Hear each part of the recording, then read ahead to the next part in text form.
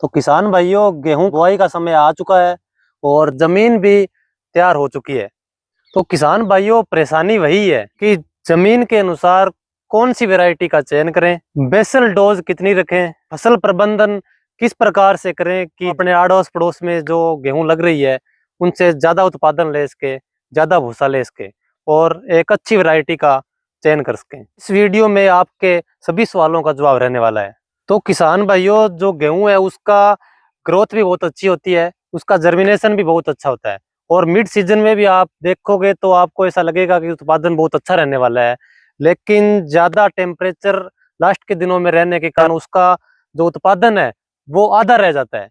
तो किसान भाइयों, मैं आपको रिकमेंड करूंगा कि आप गेहूं की रिसर्च वैरायटी अपनाएं और जो पत्ते के ऊपर वैक्स बनती है जिसकी वजह से हाई टेम्परेचर की सहनशीलता है उनके अंदर ज़्यादा होती है, जिसकी वजह से अपना उत्पादन है वो भी ज़्यादा रहता है। तो किसान भाइयों, उसके बाद हम बात करेंगे बीज उपचार की।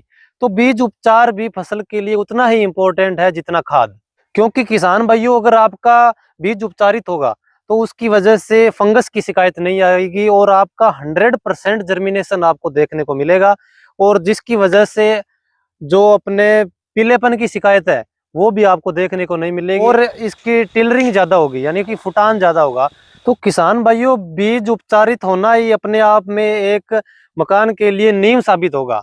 अगर बीज उपचारित नहीं हुआ तो आप मान के चलिए कि आपने नुकसान को वहीं पे आमंत्रण दे दिया है। तो किसान भाइयों, अगर आप घर का बीज इस्तेमाल कर रहे हैं तो वो बीज आप उपचारित करना बिल्कुल न भूलें।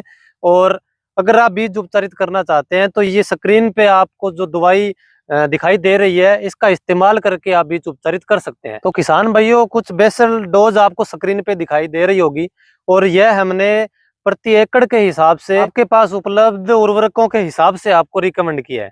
तो आप इसका स्क्रीनशॉट लेके अपने पास रख सकते हैं। तो किसान भाइयों, गेहूं को जब आप पहला पानी दे रहे हो तो उस टाइम जिंक डालना बिल्कुल ना भूलें। जिंक गेहूं की फसल के लिए उतना ही इम्पोर्टेंट है जितना सरसों की फसल के लिए सल्फर। तो किसान भाइयों, इससे आपकी गेहूं की फसल का फुटान भी ज्यादा होगा और जो पीलेपन की शिकायत आपको देखने को मिलती है वो आपको बिल्कुल नहीं मिलेगी। किसान भाइयों, आपको हमारे द्वारा दी गई जानकारी अच्छी लगी होगी और जो इसके अलावा और भी जानकारी जो गेहूं के बारे में रह चुकी है वो आपको अगले पार्ट में देखने को मिलेगी। तो किसान भाइयों, इसी के साथ धन्यवाद। जय जवान जय किसान।